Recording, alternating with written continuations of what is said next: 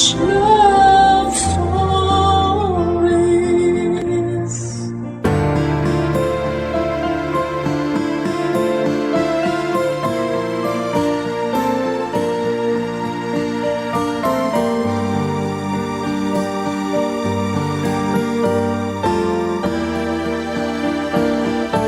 Sa baluktot na realidad ng mundo, mas madali pang magsinungaling kaysa magsabi ng katotohanan. Minsan, sa galing manloko ng iba ay naging libangan na nila ang pagmamanipula sa kapwa. Ikaw kabarangay, may kilala ka bang magaling magsinungaling para magmukha silang mabuti sa paningin ng iba? Dear Papa Dudut, magandang araw po sa inyo. Ako po si Eros, 37 years old na ngayon at electronic engineer sa isang manufacturing company dito sa Pampanga. Nakatapos po ako ng college sa tulong ng tita kong nasa abroad. Hiwalay na po kasi ang mga magulang ko at kumikita naman si nanay sa paglalabada. Pero kulang na kulang pa rin yon para sa amin. Sa bayarin pa lamang sa kuryente at tubig ay hirap na ang nanay ko. Si tatay naman ay hindi na nagbibigay ng suporta sa amin mula noong sumama na siya sa kabit niya. Matagal-tagal akong naging tambay matapos makagraduate, Papa Dudut. Masipag naman ako sa mga gawaing bahay kaya halos hindi rin napapansin ni nanay ang pagiging tambay ko. Marami naman akong nakikitang hiring sa mga job site online pero tuwing tinitingnan ko yung qualifications nila, nagba-back out kaagad ako. Kaya naman naging libangan ko na lamang noon sa bahay ang pakikipag-chat sa mga dati kong kaklase. Mahilig din akong sumali sa mga group chat ng mga single at doon ko na nga po nakilala si Yana. Maganda siya at may kaya ang pamilya niya. Kakabreak lamang nila ng boyfriend niya at naging karamay niya ko noon. Naging magkaibigan kami ng mahigit 1 buwan at pagkatapos noon ay sinubukan ko na siyang ligawan. Pero bago niya ako sagutin ay hiniling niya na magkita muna kaming dalawa, Papa Dudut. Nakipagkita ako kay Yana gaya ng hiling niya. Agad naman niya akong sinagot at mabait siya at galante. Palagi siyang nagbibigay sa akin ng kung ano-anong regalo kahit na wala namang okasyon. Hindi ko naman inililihim sa kanya ang estado ng buhay namin. Wala naman problema yon sa kanya dahil hindi naman daw niya hinahangad na magkaroon ng boyfriend na mayaman para may manlibre sa kanya. Noong 3 buwan na kami ni Yana, may nakilala naman ako sa isa sa mga group chat na sinalihan ko, si Jillian. Maganda siya, mas masayang kausap at mas galante. To the point na pati groceries ko ay sinasagot na niya. Kagaya ni Yana, napaniwala ko rin siya sa mga katangian kong hindi naman totoo. Lalo na sa mga achievement ko na agad niyang nagustuhan sa akin, Papa Dudut.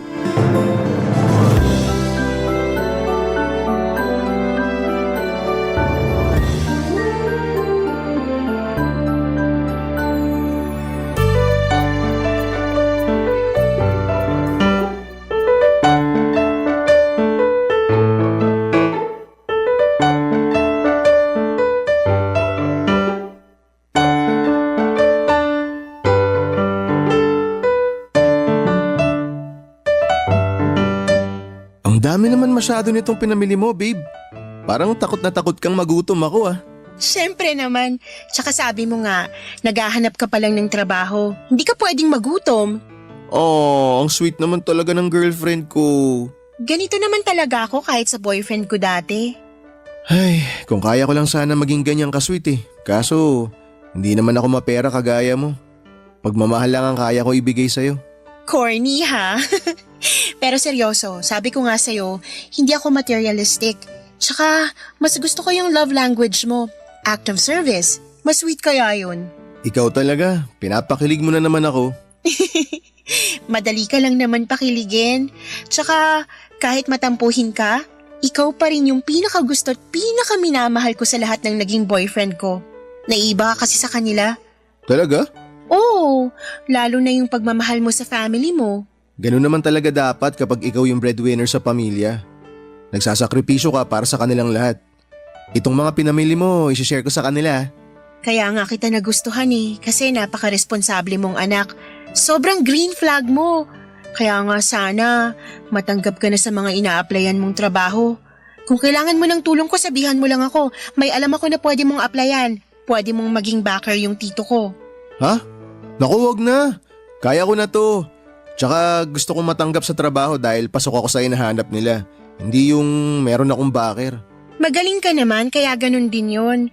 Sabi mo nga 'di ba, isa ka sa mga cum laude sa batch nyo. Kaya kung magkakaroon ka man ng backer, parang pinabilis lang yung proseso pero tatanggapin ka pa rin kahit wala yun. Laki talaga ng tiwala mo sa akin.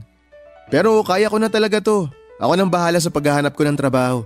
Sige, sabi mo Basta kung may kailangan ka, sabihin mo lang sa akin. Kung gusto mong humiram ng pera, hindi problema yon. Talaga? Kahit magkano? Well, kung hindi naman aabot ng 6 digits yung hihiramin mo, then why not? Ang bait mo talaga, babe. Napakaswerte ko sa'yo. Ay, hindi ko na tuloy alam ang gagawin ko kung wala ka. Girlfriend mo ko at hindi rin malabo na tayo na talaga forever.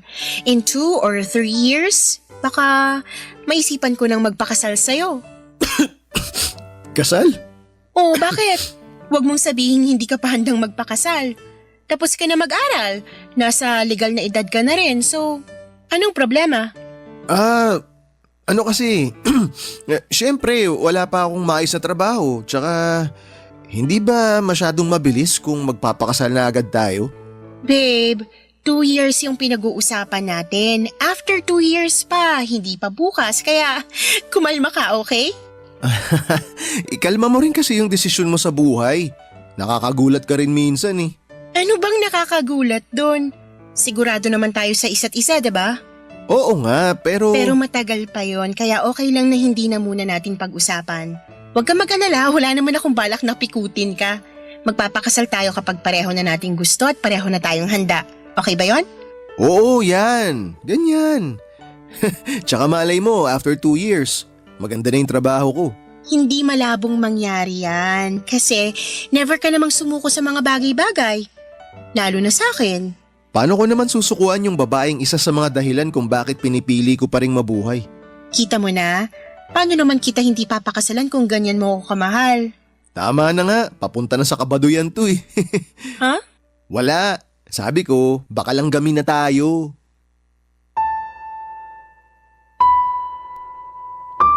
Papadudot, gusto ko naman talaga si Jillian pero aaminin ko na kahit kami na noon ay hindi pa ganon kalalim ang nararamdaman ko para sa kanya. Pero lahat ng gusto ko sa isang babae ay nasa kanya na kaya hindi naman siya mahirap na mahalin. Mas nangibabaw lang siguro noon sa akin yung pakinabang niya kesa sa anumang nararamdaman ko. Ngunit kahit gustuhin ko si Jillian ay batid ko naman na hindi pwedeng magtagal ang relasyon namin dahil kami pa rin ni Yana. Kapag nalaman nito na may iba pa akong karelasyon ay siguradong malaking gulo yun. Mula nang maging kami ni Jillian ay hindi na po ako umuwi sa bahay namin, Papadudot. Nangungupahan na lamang ako sa boarding house. 6,000 ang renta sa kwarto. May isang double deck sa loob nito at sapat na space para sa maliit na mesa at para sa mga gamit ko.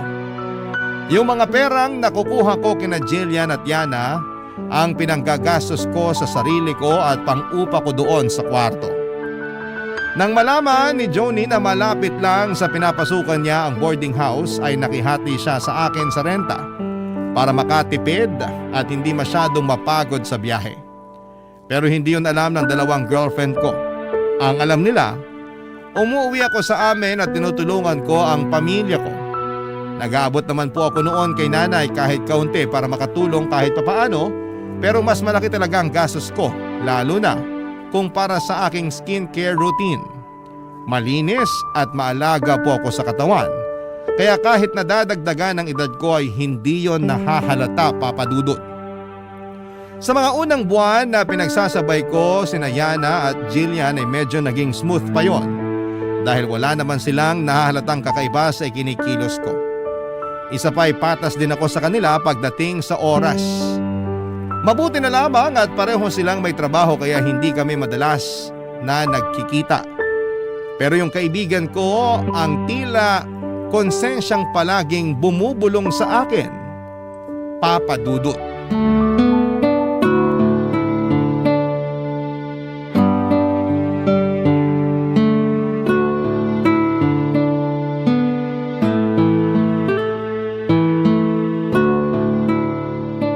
Himala, wala kang lakad ngayon. Huwag ka excited. Bukas pa. Sinong kasama mo? Si Yana o si Jillian? Sino pa edi mas galante? Si Jillian. Ibang klase ka talaga, tol. Lakas mo dun sa dalawa.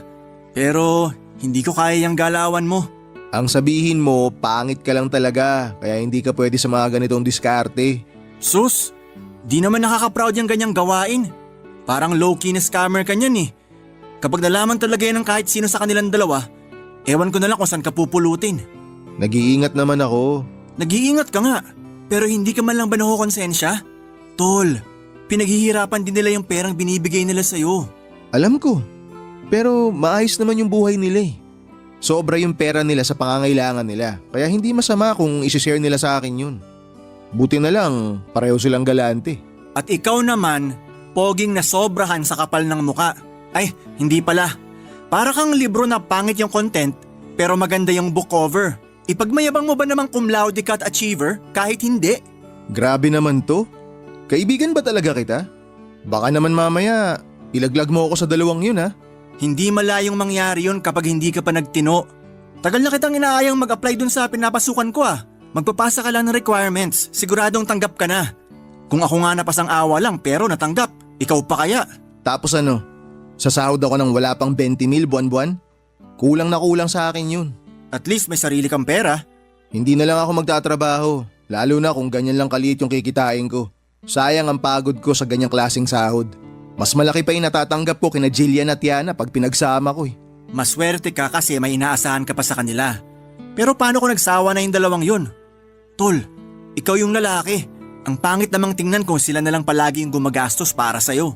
Eh ikaw lang yung nakakaalam sa ginagawa ko, di ba?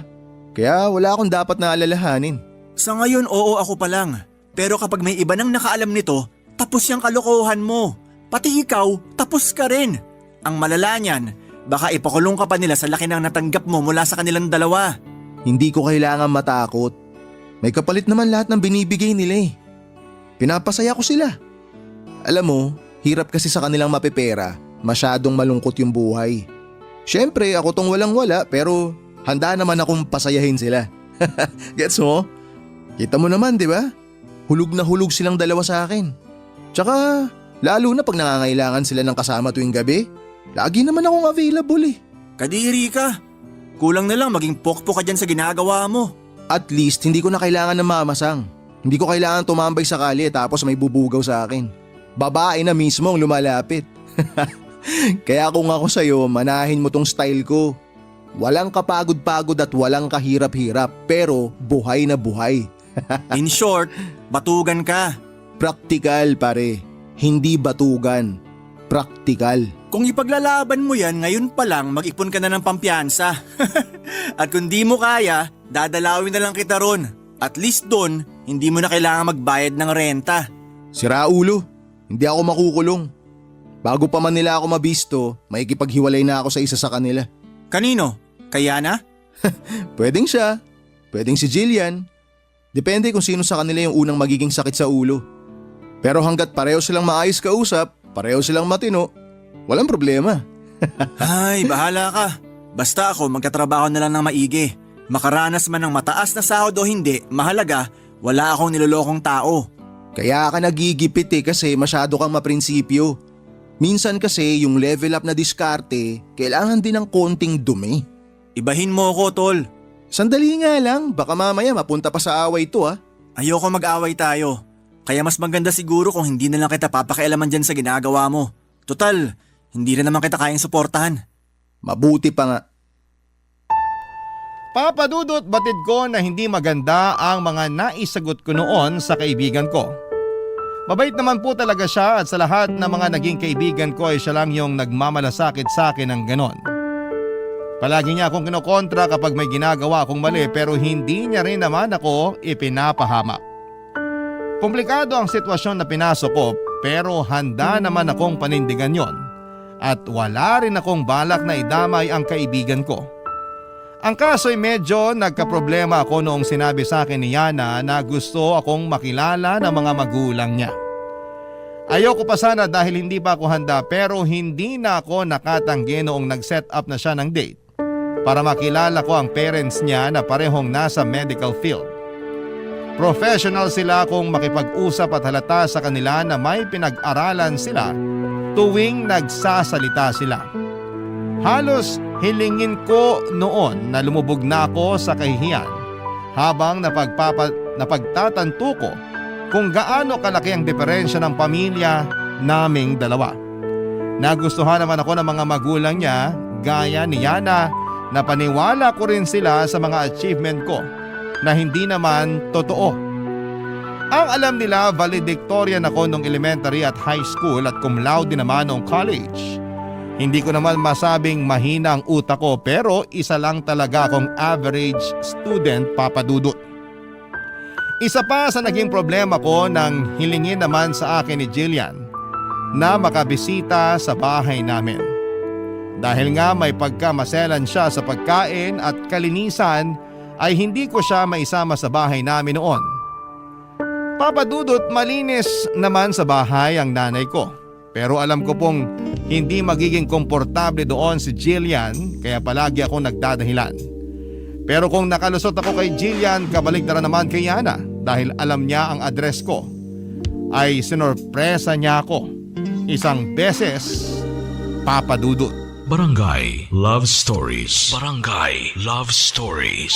Papa Dudut, sinorpresa ako ni Yana sa bahay namin. Hindi ko alam kung paano ko siya noon iwi-welcome. Pero nakakatuwa lang na hindi naman siya nag-inarte. Ang kagandahan sa kanya ay marunong talaga siyang makisama. Kahit na may pagkamaarte siya ay hindi naman siya maselan sa pagkain noon. Laking pasasalamat ko na lamang na nasa bahay ako noong pumunta siya at para hindi ako mabuko ay sinabihan ko na lamang si nanay na huwag masyadong magkukwento noon kay Yana. Maayos naman ang naging pagbisita niya sa amin. Sinabi niya na wala naman akong dapat na ikahiya dahil malinis naman ang bahay namin at mabait naman ang nanay ko. Madali lang din pagsabihan yung mga nakababata kong kapatid kaya nakahinga talaga ako ng maluwag noon. Pero nang makauwi na si Yana ay doon na ako pinagalitan ng nanay ko. Hindi ko man lang daw sinabi na may girlfriend na ako at bibisita pa sa bahay. Tulad ko ay nahiya rin si nanay. Pero sa kabilang banda naman ay nagustuhan niya si Yana. Wala siyang kaalam-alam na ginagamit ko lamang ito para sa mga kabalastugan ko sa buhay. Papa Dudut, hindi nagtagal ay nalaman na ni Jillian na nangungupahan ako sa isang boarding house. Idinahilan ko na lamang noon na kalilipat ko lamang doon para malapit ako sa mga ina-applyan ko. Nakumbinsi ko naman siya kalaunan pero sa madalas niyang pagpunta sa tinutuluyan ko ay unti-unti na rin kaming nagkaproblema ng kaibigan ko, Papa Dudut.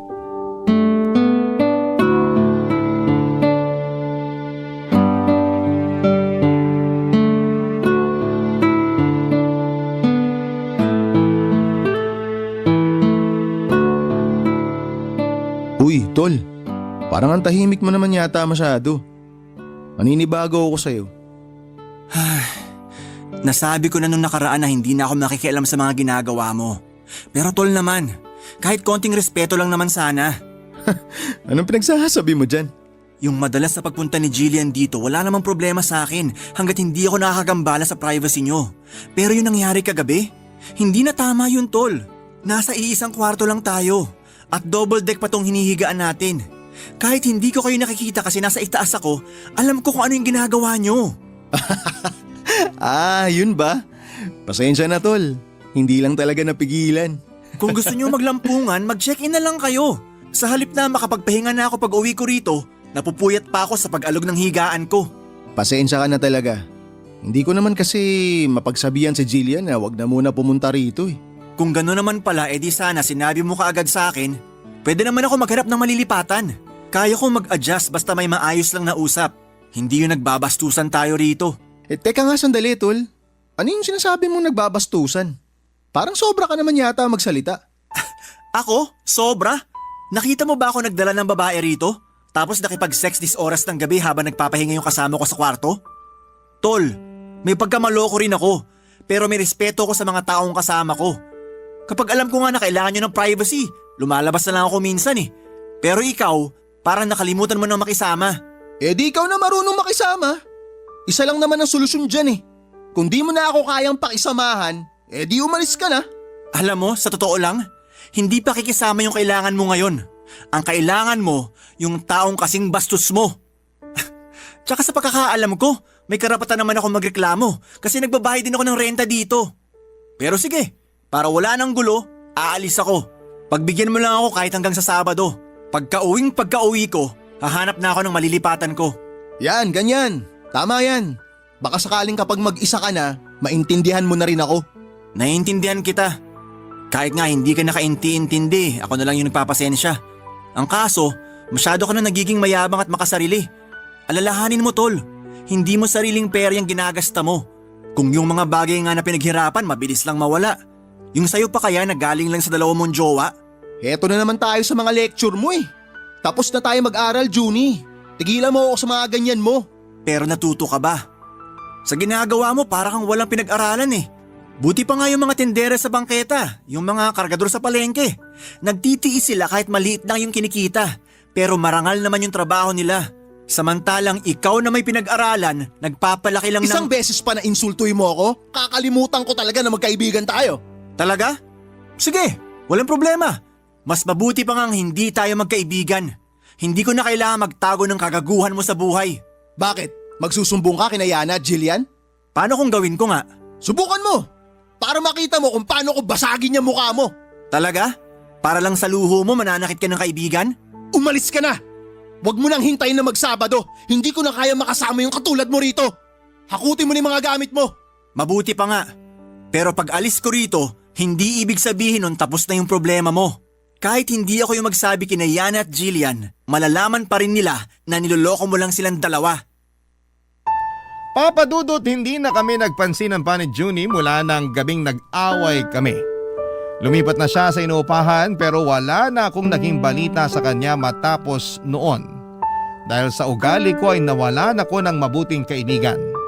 Isa pa, kahit na ibibigay pa rin ng dalawa kong girlfriend lahat ng pangangailangan ko ay hindi ko pa rin magawang maging masaya. Naisip ko kasi na hindi na lang yon tungkol sa nasirang pagkakaibigan namin ni Junie, kundi dahil sa kinakain na rin ako ng konsensya ko. Gustuhin ko mang ayusin ang buhay ko ay hindi ko naman alam kung papaano ko yon sisimulan. Mula nang umalis si Junie ay doon ko lang naisip lahat ng mga sinasabi niya at napagtanto ko na tama nga siya, Papa Dudut. Matagal kong pinag-isipan yung magiging desisyon ko ng panahong yon. Hanggang sa umabot na ako sa puntong desidido na akong ayusin ang buhay ko. Pero kahit pareho kong gustong hiwalayan ang dalawa kong girlfriend, hindi ko na mahiwalayan si Yana dahil bukod sa kilala at gusto na siya ng nanay ko para sa akin, ipinakilala na rin niya ako sa mga magulang niya. Ito pang nakakahiya sa totoo lang. Nang malaman ng mga magulang ni Yana na hindi pa ako nakakahanap ng trabaho ay napilitan akong mag-apply sa kumpanyang nirekomenda ng kanyang ama. Dumating ang araw na nakipaghiwalay ako kay Jillian. Ayaw niyang pumayag nung una pero noong ako na mismo ang umiwas sa kanya ay wala na rin siyang nagawa pa. Alam kong nasaktan siya sa ginawa ko pero mas lalo lang naman siyang masasaktan kung hindi ko pa gagawin yon. Nagkaroon ako ng trabaho at pinanindigan ko yung relasyon namin ni Yana. Pumayag na rin ako noong minsan naming mapag-usapan na magpakasal na. Pero dumarating pa rin talaga noon ang pagkakataon na nagkakaproblema kami bilang mag-asawa. Isa pa, kahit na anong gawin kong pagpapakatino ay bumabalik pa rin ako sa dati kong mga gawain, Papa Dudut.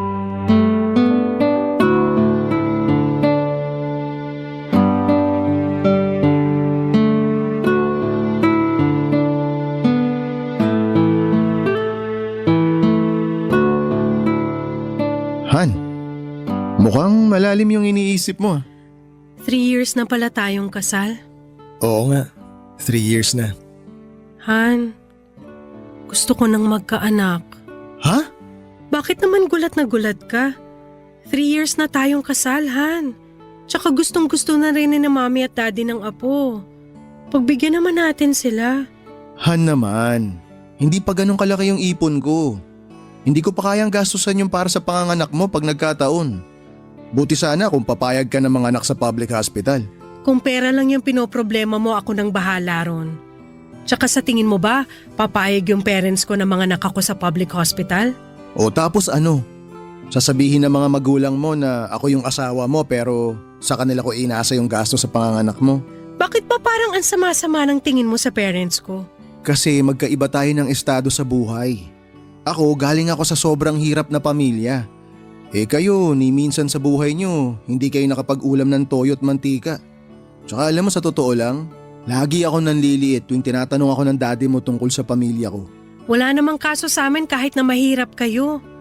May narinig ka bang pangiinsulto sa parents ko? Wala naman, di ba? Tinulungan ka pa nga nila na magkatrabaho eh. Ay oo nga pala, tinulungan nila ako. At habang buhay ko ng utang na loob yun sa kanila. Hindi mo yun utang na loob. Ikaw pa rin naman yung nagtatrabaho, hindi sila. Tulong yun. Tsaka never naman silang nanumbat eh. Kahit na.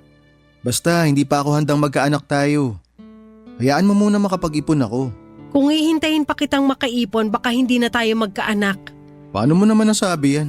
Hindi mo ba talaga alam kung bakit? O nagmamaang-maangan ka lang? Ay, alam ko na kung saan papunta tong usapan na to. Kaya tigilan mo na to. Okay? Please naman, Han. Kahit isang anak lang. Kaya naman kitang bigyan pero wag muna ngayon. Mahirap bang intindihin yun? Oo. Sobrang hirap mong intindihin. Lahat naman ginawa ko na para sa'yo.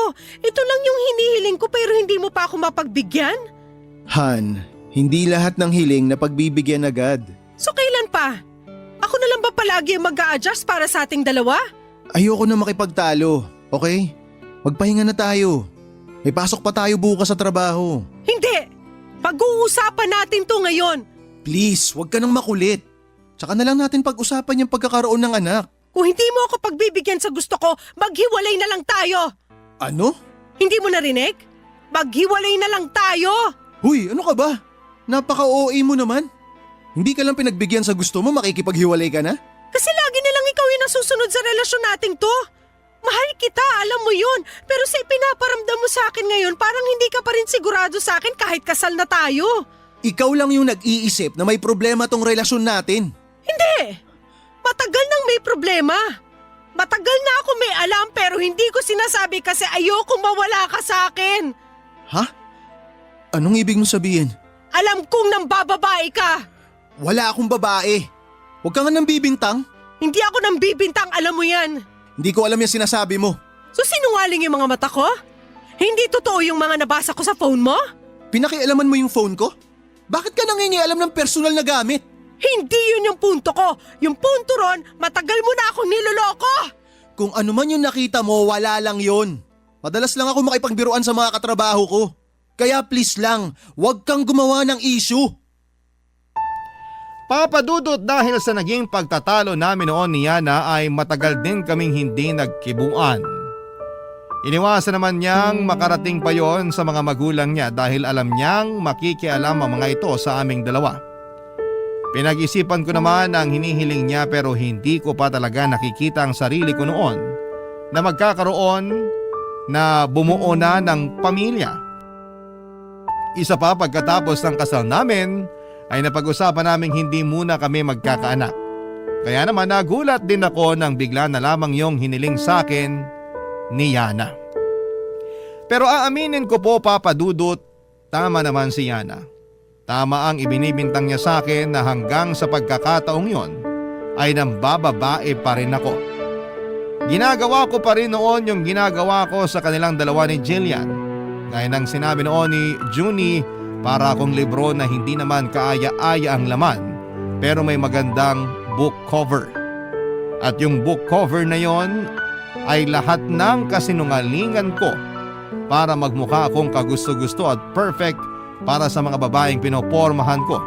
Kaya madali ko silang mapa-impress. Pero sa katagalan ay unti-unti akong kinarma, Papa Dudut. May nakaaway ako noon sa trabaho at nagkasakitan kami. Yon ang naging dahilan kaya natanggal ako sa kumpanya. Hindi ko yon pinaalam kay Yana at sa halip na maghanap ng bagong trabaho ay nakipagkilala na lamang ulit ako sa mga babaeng alam kong makakatulong sa akin sa pinansyal na aspeto ng buhay ko. Mas nahihiya kasi ako sa mga magulang ni Yana kesa sa kanya mismo. Ayoko naman na wala akong pang-share sa mga gastusin namin sa bahay. Lalong ayoko na mapansin ni Yana na wala na akong trabaho. Kaya araw-araw ay umaalis pa rin ako sa bahay, Papa Dudut. Noong kasagsagan ng kasinungalingan ko na yon ay naisip ko na hanapin ang social media account ni Jillian, Papa Dudut. Naisip ko na magiging maganda kung magkakaroon kami ng koneksyong dalawa. Barangay Love Stories. Barangay Love Stories. Papa Dudut, muli kaming nagkausap ni Jillian. Akala ko nga ay magagalit siya sa akin dahil sa pakikipaghiwalay ko noon. Pero hindi ganon ang nangyari. Nakipagkita siya sa akin para makapag-usap kami ng mabuti. Nagkaroon naman daw siya ng boyfriend noong nagkahiwalay kami pero hindi rin sila nagtagal. Sa dami ng pinag-usapan namin ay wala ni isa sa mga naikwento ko ang katotohanan. Naniwala naman siya na wala pa rin akong napupusuan noong time na yon. Siyempre hindi ko sinabi sa kanya na asawa ko na si Yana. Yung tungkol naman sa pagkakatanggal ko sa trabaho, ang sabi ko ay kusa ako nag-resign dahil pinag-iinitan ako doon. At sa ilang oras lang ng pag-uusap namin ay parang bumalik kaagad kami sa dati. Gusto niya na magkabalikan ulit kami noong sinabi kong single pa rin ako. Siyempre hindi naman ako tumanggi sa kanya, Papa Dudut. Yun naman talaga ang gusto kong mangyari. Ang maging kami ulit at matulungan niya ako sa problema ko sa pera. Ilang buwan ding nagpatuloy ang relasyon namin ni Jillian nang hindi nalalaman ni Yana. Hindi pa rin kami noon nag-uusap ng asawa ko pero ang alam niya, kinananay muna ako umuuwi habang hindi pa kami nagkakaayos. Hindi niya alam na madalas na akong tutulog sa kondo ni Jillian at halos doon na nga ako tumira. Pero Papa Dudut, kahit na anong pagsisinungaling ang gawin ko, darating at darating pa rin talaga ang karma.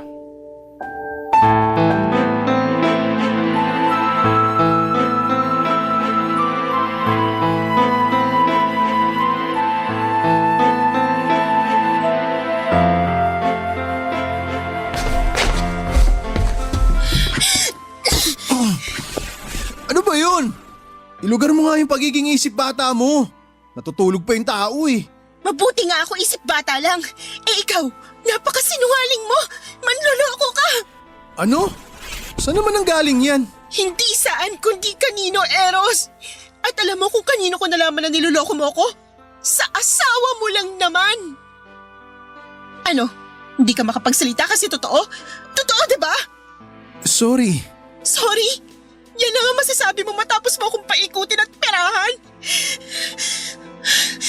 Sa ginawa mo, kahit murahin kita ng paulit-ulit, kulang na kulang pa yun eh.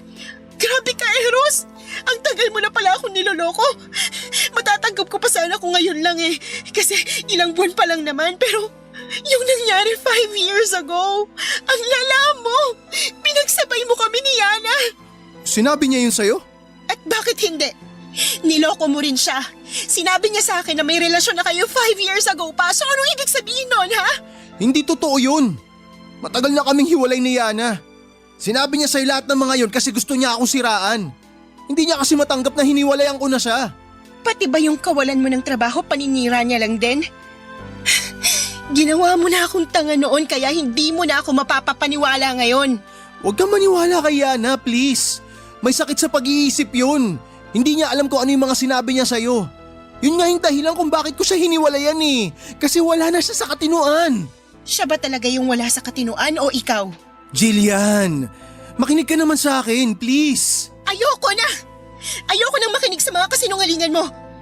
Alam kong paiikutin mo lang ako ulit.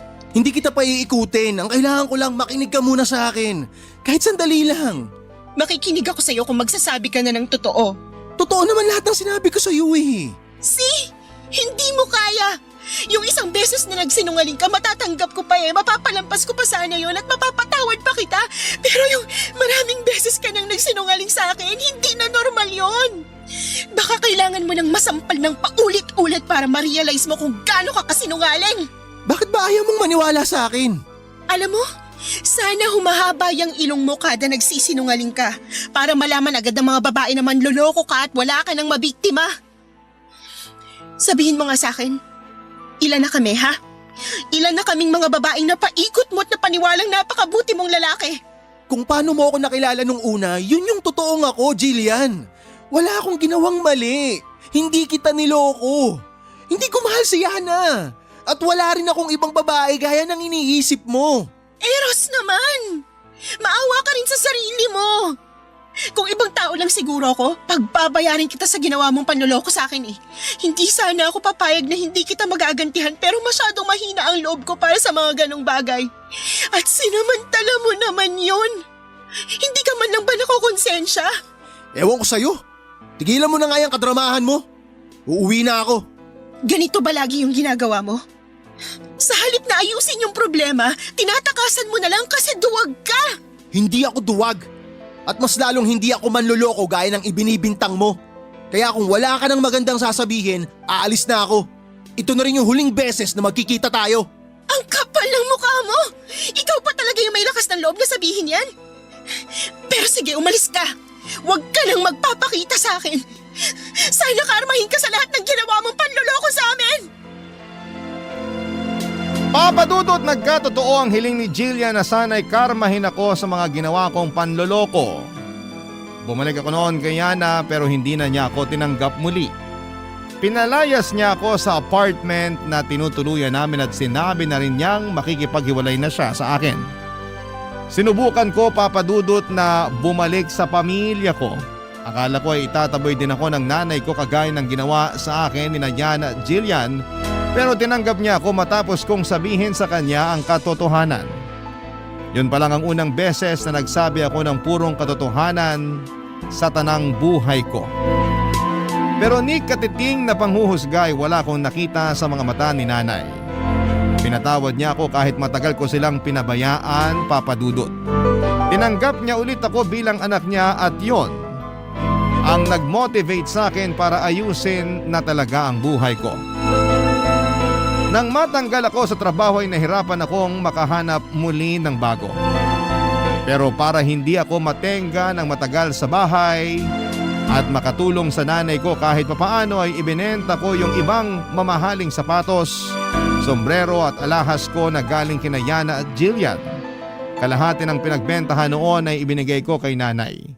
Bumili naman ako ng second hand na laptop na magagamit ko sa trabaho kung sakali. Saka po ako naghanap ng online job, Papa Dudut. Pinasok ko ang freelancing. Nagtuloy-tuloy ito hanggang sa makaipon ako ng paunti-unti. Binigyan ko ng maliit na puhunan si nanay mula sa maliit na naipon ko para makapagsimula siya ng maliit na tindahan. Nangako ako na palalakihin pa namin yung tindahan pag nagtuloy-tuloy ang swerte ko sa trabaho. Mahigit kalahating taon na rin po ang lumipas noon na hindi kami nag-uusap ni Jillian. Tuluyan na kaming nawala ng komunikasyon pero hinahanap ko ang social media account niya kung saan niya ako in-unfriend. Alam ko na hindi niya agad mababasa ang message ko pero nagpapadala pa rin ako ng mensahe sa kanya para humingi ng tawad. Umaasa ako na kahit na hindi niya i-accept ang message request ko ay mabasa niya ang mensahe ko. Papa Dudut, tungkol naman sa asawa ko, ilang beses ko na siyang sinubukang amuin. Pinuntahan ko siya sa apartment na tinitirhan namin noon pero hindi na pala siya roon umuuwi. Hanggang sa nalaman ko na lamang na bumalik na siya sa mga magulang niya. Pero sa kabila ng pag-iwas niya sa akin ay hindi ko siya sinukuan. Gumawa ako ng paraan para magkalapit kaming dalawa, Papa Dudut.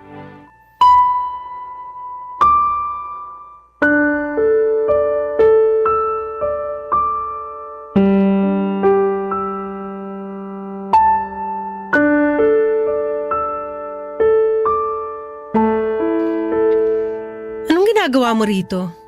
Alam na ng parents ko yung ginawa mo kaya hindi ka na pwede rito. Gusto lang sana kitang makausap. Gusto kong humingi ng tawad sa lahat ng mga nagawa ko sa'yo. Hindi na ako maniniwala sa'yo, Eros. Mali ko ba? Baka mamaya isa na naman to sa mga kasinungalingan mo. Han, hindi.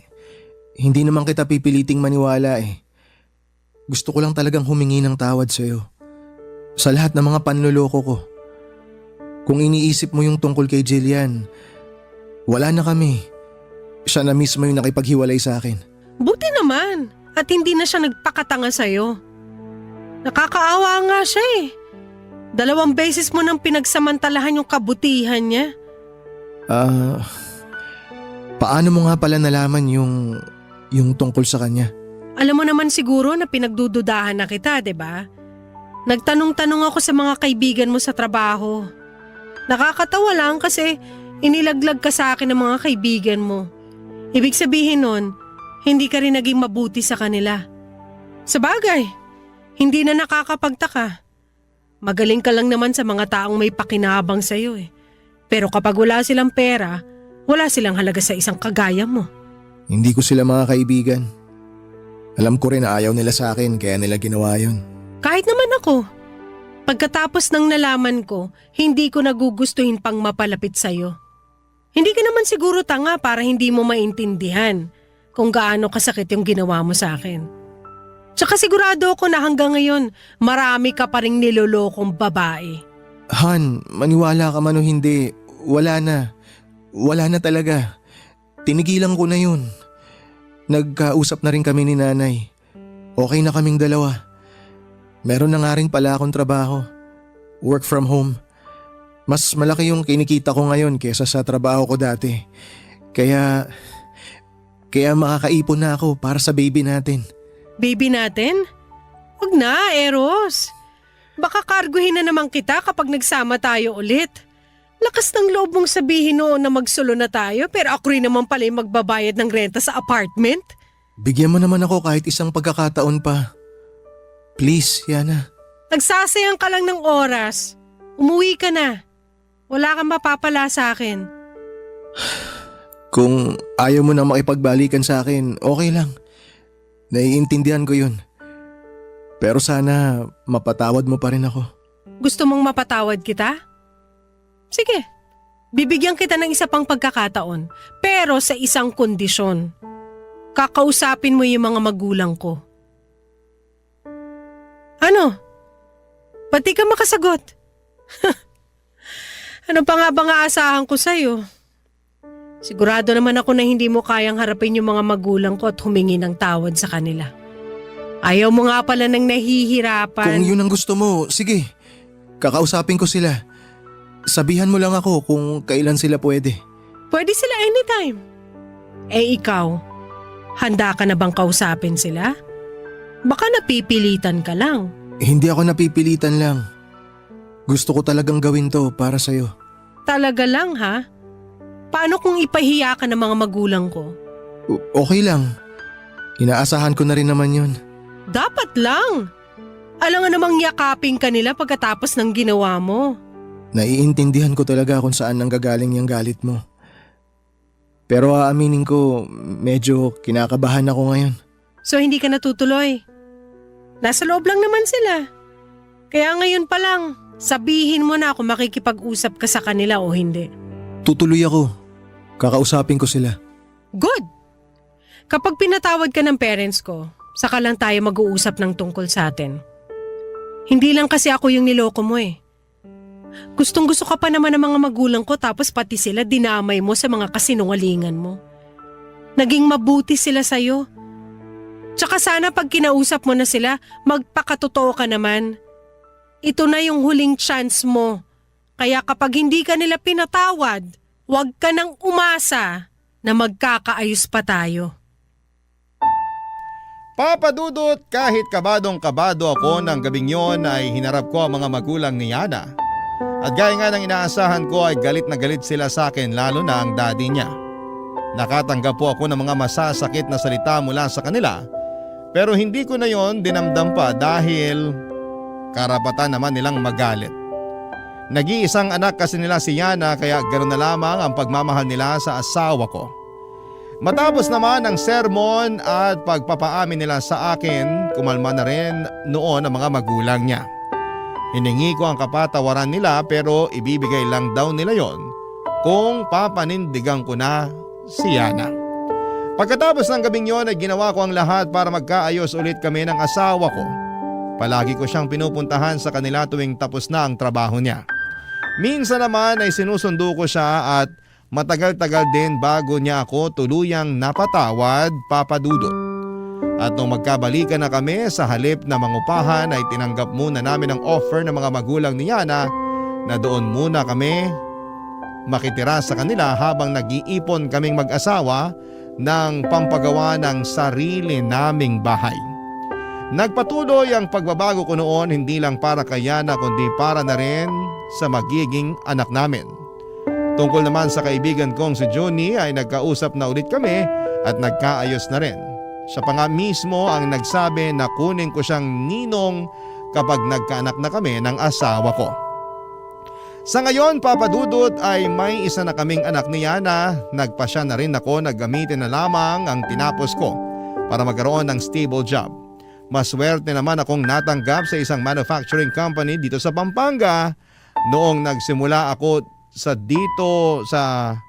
trabaho ay naintindihan ko naman na hindi pala talaga kalaki ng sweldo. Kaya naman tinuloy ko pa rin ang pagiging freelance ko para mas mabilis na makapag-ipon. Ang kaibahan lang, part-time ko na lamang yon. Pero noong nagka-pandemic ay medyo halos tinutukan ko ulit ang pagiging freelance since work from home siya, Papa Dudut. Mabuti na lang at hindi ko binitawan. Kaya habang inaayos pa yung klase ng schedule namin sa full-time job ko ay nagawa kong rumakit sa bahay hanggang sa naging normal na ulit ang lahat. Ngayon ko na-realize na mas masarap palang gastusin ang pera na galing sa pinaghirapan mo. At kung ano man ang naging pagkakamali ko noon ay hindi ko na inulit pa yon. Hanggang dito na lamang po, Papa Dudut, ang kwento ko at maraming salamat po sa inyo at sa Barangay LS 97.1. Ang inyong forever kapuso at ka-barangay, Eros. Nagustuhan ng iyong napakinggan? Ituloy yan via live stream sa www.gmanetwork.com/radio. Barangay LS 97.1 Forever